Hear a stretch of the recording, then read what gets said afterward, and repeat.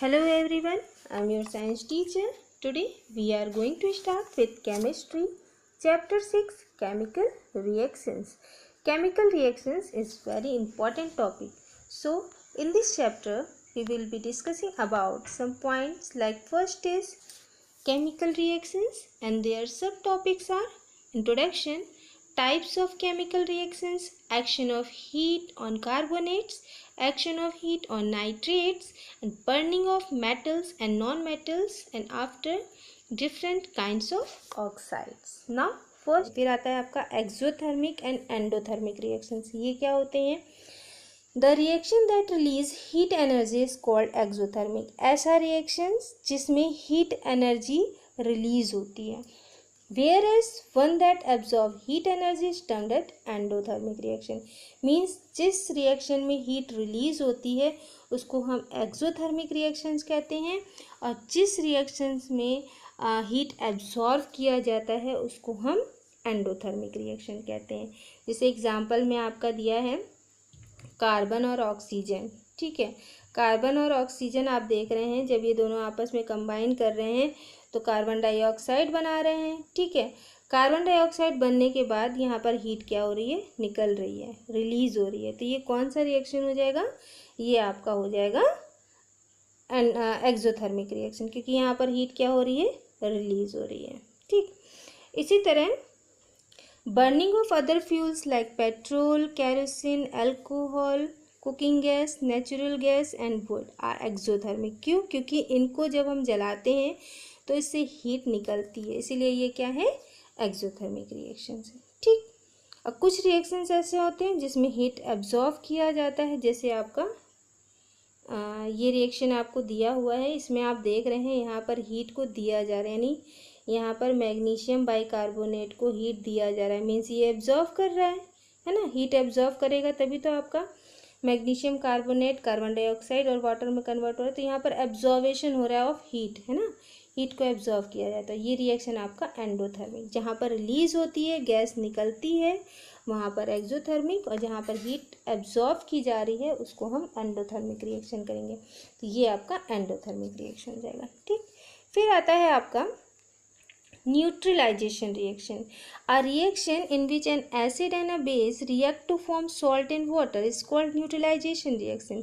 ऐसा रिएक्शन जिसमें एसिड और बेस, एक एसिड और एक बेस दोनों रिएक्टेंट आपस में कंबाइन करते हैं तो जो प्रोडक्ट बनता है उसमें से एक सॉल्ट बनेगा, एक वाटर. जैसे हम एग्जांपल में देख सकते हैं, यहाँ पर हमने एग्जांपल लिया है सोडियम हाइड्रोक्साइड. सोडियम हाइड्रोक्साइड क्या है? आपका बेस है. ठीक, HCl क्या है? एसिड है. तो यहाँ पर बेस और एसिड आपस में क्या कर रहे हैं? कंबाइन कर रहे हैं. कंबाइन करने पर सोडियम क्लोराइड, आपको पता है अच्छे से कि सोडियम क्लोराइड क्या होते हैं? सॉल्ट का फॉर्मूला होता है. तो इसने क्या किया? After combination of acid and base is formed salt and water. तो ये ऐसा रिएक्शन जिसमें सॉल्ट और वाटर जब एक एसिड और बेस आपस में कंबाइन करके सॉल्ट और वाटर बनाते हैं तो वो रिएक्शन आपका कहलाता है neutralisation reaction. Clear? Now next is oxidation reaction. Oxidation reaction क्या होता है? A reaction in which a substance either gains oxygen और losses hydrogen is called oxidation reaction. Oxidation reaction क्या होता है? एक ऐसा रिएक्शन जिसमें ऑक्सीजन गेन हो रहा हो या हाइड्रोजन लॉस हो रहा हो. देखिए दो चीज़ें क्लियर ध्यान दीजिएगा. ऑक्सीजन जिसमें गेन हो रहा हो, है ना. ऑक्सीडेशन मतलब नाम से ही आपको समझ में आ रहा है यहाँ पर ऑक्सीजन का गेन होगा. ठीक, एंड लॉस इज हाइड्रोजन, जहाँ पर हाइड्रोजन का लॉस हो रहा है. जब ऐसा रिएक्शन आपको दिखाई दे तो आप कहेंगे ये ऑक्सीडेशन रिएक्शन है. जैसे आप देख लीजिए यहाँ पर आपने क्या देखा? Copper oxide. यहाँ पर ऑक्सीजन क्या हो रहे हैं? जो आपका रिएक्शन दिख रहा है आप देख लीजिए, यहाँ पर ऑक्सीडेशन रिएक्शन कैसे शो कर रहा है. यहाँ पर कॉपर है. ठीक, कॉपर जब ऑक्सीजन के साथ कंबाइन कर रहा है तो कॉपर ऑक्साइड बना रहा है. यहाँ पर ऑक्सीजन क्या हो रहे हैं? गेन हो रहे हैं. क्यों? क्योंकि यहाँ पर ऑक्सीजन क्या हो रहा है? यहाँ पर देखिए, in the above reaction copper gains oxygen. Copper ने क्या किया है? ऑक्सीजन को लिया है ना. कॉपर ने ऑक्सीजन को गेन किया है, फ़ायदा हुआ उसका. ठीक है, तो यहाँ पर ऑक्सीजन के साथ कंबाइन हो गया, मीन्स ऑक्सीजन उसको मिल गया, यानी उसका फ़ायदा हुआ.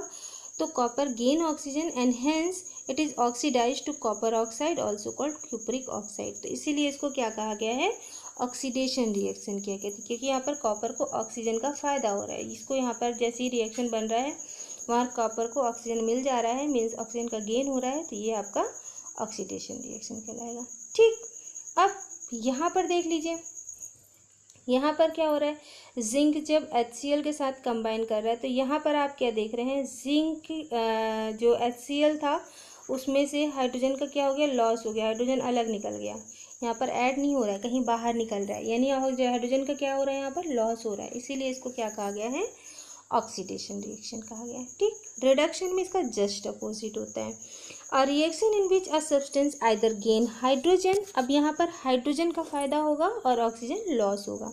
तो ऐसे रिएक्शन जिस रिएक्शन में हाइड्रोजन गेन हो रहा हो, ऑक्सीजन का लॉस हो रहा हो, वो रिएक्शन कहलाता है आपका रिडक्शन रिएक्शन। ठीक, यहाँ पर हम देख सकते हैं जो हमारा रिएक्शन दिया है, यहाँ पर आपको दिख रहा होगा कि जो कॉपर ऑक्साइड है जब वो हाइड्रोजन के साथ ऐड होता है तो यहाँ पर ऑक्सीजन को किसका फ़ायदा हो रहा है, हाइड्रोजन का फ़ायदा हो रहा है। ठीक है, तो हाइड्रोजन का फ़ायदा हो रहा है और कॉपर ने ऑक्सीजन को लॉस कर दिया है ना, लॉस कर दिया, तो ऑक्सीजन का लॉस, हाइड्रोजन का फ़ायदा, तो यहाँ पर क्या हो रहा है, इसीलिए इसको क्या कहा गया है, रिडक्शन रिएक्शंस। ठीक है, तो दो चीज़ें आप ध्यान दीजिएगा, एक ऑक्सीडेशन रिएक्शन जिसमें ऑक्सीजन का फ़ायदा, उसका जस्ट अपोजिट हाइड्रोजन का लॉस, और जो आपका रिडक्शन रिएक्शन है उसमें आपका क्या हो जाएगा, हाइड्रोजन का फ़ायदा होगा यानी गेन होगा और ऑक्सीजन लॉस होगा, दोनों एक दूसरे के अपोजिट होते हैं। फिर है आपका रेडॉक्स रिएक्शन। रेडॉक्स रिएक्शन क्या होते हैं, a reaction which involve reduction of one substance and oxidation of another at a time is called redox reaction। एक ऐसा रिएक्शन जिसमें एक ही रिएक्शन में एक तरफ ऑक्सीजन का फ़ायदा होता है और एक तरफ हाइड्रोजन का, एक ही रिएक्शन में ऑक्सीजन का नुकसान भी होता है और उसका फ़ायदा भी होता है। ठीक है, तो जैसे हम रिएक्शन देख लेते हैं, रेडॉक्स रिएक्शन, ये रिएक्शन देख के आपको समझ में आ जाएगा कि कैसे यहाँ पर जैसे आपका Fe2O3 यानी कि फेरिक ऑक्साइड है। ठीक, और ये कंबाइन किसके साथ कर रहे हैं, कार्बन मोनोऑक्साइड के साथ कर रहे हैं। ठीक है, ये दो चीज़ें आपने देखी। अब जब रिएक्शन हो जा रहा है, इसको हीट दिया जा रहा है, हीट देने के बाद जब एक ब्रेक हो रहा है तो इसमें क्या हो रहा है, Fe कंबाइन हो जा रहा है, Fe क्या हो रहा है, अलग हो जा रहा है और ऑक्सीजन यहाँ पर क्या हो रहा है, इसके साथ जुड़ जा रहा है, तो यहाँ पर 3 कार्बन डाइऑक्साइड यानी कि 3 मॉलिक्यूल आपके कार्बन डाइऑक्साइड के होंगे। दूसरी तरफ आप क्या देख रहे हैं, यहाँ पर आपने क्या देखा कि ऑक्सीजन का लॉस हो गया। पहले यहाँ पर एक सेकेंड, यहाँ पर आप क्या देख रहे हैं, आयरन के पास ऑक्सीजन है, लेकिन जब रिएक्शन हुआ तो यहाँ से ऑक्सीजन का क्या हो गया, लॉस हो गया। ठीक, यहाँ पर रिडक्शन हो गया इसका। ठीक है, और यहाँ पर आप क्या देख रहे हैं कि ऑक्सीजन, यहाँ पर ऑक्सीजन के 3 मॉलिक्यूल्स हैं, है ना, और यहाँ जब रिएक्शन हो रहा है तो यहाँ पर 6 मॉलिक्यूल हो गए, 3 2 जा 6। ठीक है, तो 6 मॉलिक्यूल हो गए, यहाँ पर ऑक्सीजन का क्या हुआ, फ़ायदा हुआ। तो एक ऐसा रिएक्शन जिसमें ऑक्सीजन का नुकसान भी हो रहा हो और जिसमें ऑक्सीजन का फ़ायदा भी हो रहा है, यानी रिडक्शन और ऑक्सीडेशन दोनों चीज़ें दिखाई दे रही हों, तो वो रिएक्शन आपका रेडॉक्स, इसीलिए इसको रीडॉक्स का, री फॉर रिडक्शन और ऑक्स मीन्स ऑक्सीडेशन। तो जहाँ पर दोनों चीज़ें हो रही हों एक ही रिएक्शन में तो उसको हम रेडॉक्स रिएक्शन कहते हैं। ठीक, अब आता है आपका action of heat on carbonates. Heat का कार्बोनेट पे क्या एक्शन होता है वो हम देख लेते हैं। तो metal carbonates on heating gives metal oxide and carbon dioxide.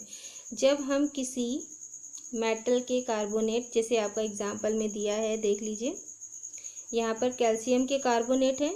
ठीक है, जब हम उसको हीट देते हैं, यहाँ पर हमने इसको हीट दिया, हीट देने के बाद ये ब्रेक होता है कैल्शियम ऑक्साइड और कार्बन डाइऑक्साइड में। ठीक है, तो यहाँ पर हमने जब देखा, क्या देखा, कैल्शियम कार्बोनेट जब हम हीट देते हैं तो यहाँ पर कैल्शियम के ऑक्साइड और कार्बन के ऑक्साइड दोनों के ऑक्साइड बन रहे हैं। तो यहाँ पर मेटल के ऑक्साइड बनते हैं तो उसको हम कहते हैं, तो वहाँ पर हम क्या कह रहे हैं, कार्बोनेट, यानी कि यहाँ पर क्या बताया जा रहा है आपको कि किसी भी कार्बोनेट में अगर हम, जैसे यहाँ पर आपका लेड कार्बोनेट है। ठीक है, जब हम इसको हीट देते हैं तो ये लेड के ऑक्साइड और कार्बन के ऑक्साइड में, यानी कि ये आपके जो भी आपके मेटल्स हैं उनके ऑक्साइड में चेंज हो जाता है। तो यहाँ पर लेड और कार्बोनेट था, तो लेड का ऑक्साइड और कार्बन डाइऑक्साइड के ऑक्साइड, यानी दोनों के ऑक्साइड में कन्वर्ट हो रहा है। तो इसीलिए यहाँ पर आपको अगर आपसे पूछा जाए कि कार्बोनेट अगर किसी भी मेटल के कार्बोनेट को हम हीट करते हैं तो क्या कन्वर्ट होता है, क्या मिलता है, मतलब क्या प्रोडक्ट तैयार होता है, तो आप कहेंगे मेटल के ऑक्साइड्स। ठीक है, तो जो मेटल्स इसमें यूज़ किए हैं उनके ऑक्साइड बन रहे हैं। इसी तरह अगर हम आपसे नेक्स्ट है आपका action of heat on nitrates. अगर हम मेटल के नाइट्रेट्स को हीट करें तो क्या बनेगा, तो nitrates of lead and copper on heating gives metal oxide, nitrogen dioxide and oxygen. जब हम जैसे हम देख लेते हैं, यहाँ पर रिएक्शन आपको दिख रहा है, यहाँ पर आपका लेड नाइट्रेट है या हम कॉपर के नाइट्रेट की बात करें, हम नाइट्रेट को हीट करते हैं तो क्या मिलता है, तो जब हम मेटल के नाइट्रेट को हीट कर रहे हैं तो हीट करने पर हमको मेटल का ऑक्साइड और रेडिश ब्राउन आपका क्या रेडिश ब्राउन नाइट्रोजन डाइऑक्साइड और ऑक्सीजन मिल रहा है। इसी तरह आपने देखा कि कॉपर के नाइट्रेट को भी जब आपने गर्म किया तो मेटल का ऑक्साइड यानी कॉपर ऑक्साइड, नाइट्रोजन ऑक्साइड और ऑक्सीजन मिल रहा है। तो नाइट्रेट को जब हम हीट करते हैं तो हमको मेटल का oxide plus nitrogen oxide plus oxygen मिलता है। ठीक है, तो आपसे रिएक्शन पूछा जा सकता है कि इसको जब हम गर्म करेंगे तो क्या होगा। तो बर्निंग ऑफ मेटल्स को जब हम बर्न करते हैं तो क्या होता है, तो जो हमने आपको बताया था, जब किसी भी मेटल को हम गर्म करते हैं तो गर्म कर, जैसे आपका पोटेशियम है, सोडियम है, कैल्शियम है, ठीक है, दीज ऑल आर मेटल्स। इनको जब हमने ऑक्सीजन की प्रेजेंस में भी, कोई भी बर्निंग प्रोसेस होता है वो ऑक्सीजन की प्रेजेंस में ही होता है, अगर ऑक्सीजन नहीं है तो वो बर्निंग प्रोसेस नहीं होगा। तो हमने क्या किया है, जितने भी मेटल्स लिया है उनको ऑक्सीजन्स की प्रेजेंस में जब हमने गर्म किया तो हमको क्या मिल रहे हैं, मेटल के ऑक्साइड्स मिल रहे हैं। देखिए यहाँ पर पोटेशियम ऑक्साइड था, यहाँ पर आपको पोटेशियम ऑक्साइड मिल गया, सोडियम था, सोडियम ऑक्सीजन के साथ कंबाइन करके सोडियम ऑक्साइड बना दिया, कैल्शियम ऑक्सीजन के साथ कंबाइन करके कैल्शियम ऑक्साइड बना दिया। इसी तरह आपका सेकेंड थिंग है metal oxide dissolve in water. अगर हम यहाँ तो हमने ऑक्सीजन के साथ किया था, ठीक, अगर हम इन मेटल ऑक्साइड को वाटर के साथ डिजॉल्व करते हैं, इन मेटल ऑक्साइड्स को वाटर के साथ डिजॉल्व करते हैं तो हमको एल्कलीज मिलते हैं, यानी कि बेसिस मिलते हैं। Alkalis turn red litmus to blue. ये आपको पता होना चाहिए कि जो एल्कलीज होते हैं उनको बेसिक या बेस भी बोलते हैं। भाई एसिड और बेस दो चीज़ें होती हैं, तो एसिड बेस और न्यूट्रल होता है, ठीक है। तो यहाँ पर एल्कलीज बेस को डिनोट करता है। तो जो भी हम मेटल के ऑक्साइड हैं उनको जब हम वाटर के साथ कंबाइन करते हैं तो हमको एल्कलीज मिलते हैं, ठीक है। Potassium hydroxide, sodium hydroxide, calcium hydroxide, सबके हाइड्रोक्साइड हमको मिल रहे हैं और हाइड्रोक्साइड डिनोट करते हैं एल्कलीज को, ठीक। अब हम मेटल हो गया, अब नॉन मेटल को अगर हम बर्न करने हैं तो क्या मिलेगा, जैसे आपका पहला है कार्बन को जब हम ऑक्सीजन के प्रेजेंस में गर्म करते हैं तो हमको क्या मिलता है, कार्बन डाइऑक्साइड। सल्फर को ऑक्सीजन के साथ प्रेजेंट में गर्म करेंगे तो सल्फर डाइऑक्साइड मिलेगा, ठीक है। इसी तरह सेकंड है आपका, जैसे हमने मेटल को वाटर के साथ कंबाइन किया था तो एल्कलीज मिल रहा था, ठीक। यहाँ पर नॉन मेटल्स यानी carbon dioxide, sulphur dioxide, phosphorus pentoxide, इनको अगर हमने वाटर के प्रेजेंस में प्रेशर दिया तो यहाँ पर हमको क्या प्राप्त हो रहा है, एसिड्स प्राप्त होते हैं। वहाँ पर हमको बेस प्राप्त हो रहा था, यहाँ पर अगर हम मेटल को वाटर के प्रेजेंस में प्रेशर के साथ उसको रिएक्शन कराएं तो हमको एसिड्स प्राप्त होते हैं। दोनों में डिफरेंस है आपका, मेटल होगा तो एल्कलीज मिलेंगे और अगर आपका नॉन मेटल्स है तो उनमें आपको एसिड्स मिलेंगे। Clear. Different kind of oxide, acidic, basic, neutral और एम्फोट्रिक, इतने टाइप के ऑक्साइड्स होते हैं, ठीक है। जिसमें से आपका एसिडिक में आपके आ जाएंगे सोडियम हाइड्रोक्साइड को जब हम एसिडिक ऑक्साइड यानी कि सल्फर डाइऑक्साइड के साथ गर्म करते हैं तो हमको सॉल्ट और वाटर प्राप्त होता है, ठीक है। एसिडिक ऑक्साइड में क्या हो रहा है, जब कार्बन डाइऑक्साइड और sulphur dioxide and phosphorus pentoxide, ये जितने भी आपको मैं बता रही हूँ ये सारे ऑक्साइड्स हैं और इनको हम जब गर्म करते हैं तो इनको गर्म करने से हमें सॉल्ट और वाटर प्राप्त होता है। और सॉल्ट क्या है आपका, सोडियम सल्फेट, ठीक है। बेसिक में क्या होता है, यहाँ पर हमने सोडियम ऑक्साइड लिया है, सोडियम की जगह पर पोटेशियम ऑक्साइड भी ले सकते हैं, कैल्शियम ऑक्साइड भी ले सकते हैं। इनको जब HCl की प्रेजेंस में रिएक्शंस कराते हैं तो हमको सॉल्ट और वाटर मिलता है। ठीक है, तो हमने अभी एसिड में भी क्या देखा था कि HCl की प्रेजेंस जो हम ऑक्साइड के साथ रिएक्शन कर रहे हैं तो हमको सॉल्ट वाटर मिल रहा है। बेसिक ऑक्साइड में HCl के साथ रिएक्शन कर रहे हैं, HCl क्या है आपका, बेसिक ऑक्साइड है, सॉरी Na2O क्या है, बेसिक ऑक्साइड है, उसको हम HCl के प्रेजेंस में रिएक्शन कराते हैं तो सोडियम क्लोराइड यानी सॉल्ट और वाटर मिल रहा है। इसी तरह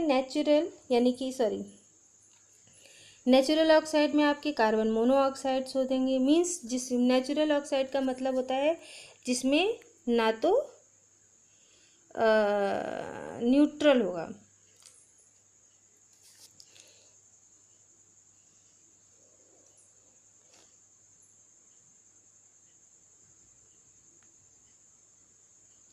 बेसिक ऑक्साइड हो गए, फिर आता है आपका न्यूट्रल, सॉरी नेचुरल लिखा है बट यहाँ पर होगा neutral oxide, this is neutral oxide. ठीक है, तो न्यूट्रल का मतलब होता है ना तो आपका एसिडिक के कैरेक्टर्स के अंदर होगा, ना ही बेसिक कैरेक्टर्स के अंदर होंगे। ठीक है, ये न्यूट्रल होते हैं, जिसमें आपके एग्जांपल है कार्बन मोनोऑक्साइड, ना तो एसिडिक में आते हैं ना तो बेसिक में आते हैं। इसी तरह नाइट्रस ऑक्साइड है, नाइट्रस ऑक्साइड भी ना तो एसिड में आएंगे ना ही बेस में आएंगे।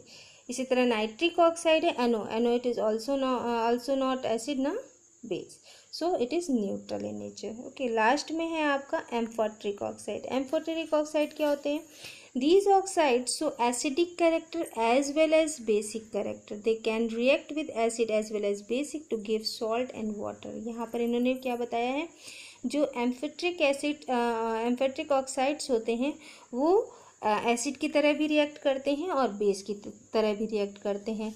ये एसिड के साथ कंबाइन करें या बेस के साथ कंबाइन करें, ये फॉर्म क्या करते हैं, वाटर और सॉल्ट। ठीक है, जैसे आपका एग्जांपल में दिया है, एग्जाम्पल में आपका दिया है जिंक ऑक्साइड, लेड मोनोऑक्साइड और aluminium oxide, these all are amphoteric. ना तो ये इसमें इनके अंदर एसिडिक कैरेक्टर्स भी होते हैं और बेसिक कैरेक्टर भी होते हैं।